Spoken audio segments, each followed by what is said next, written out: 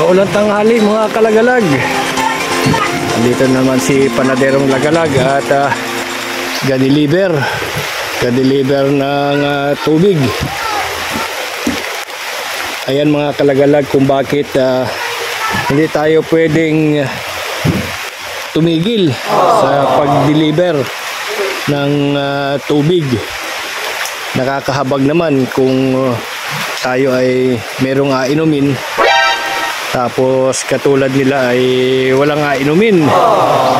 Kaya tiis-tiis lang tayo sa pang-araw-araw nating buhay mga kalagalag.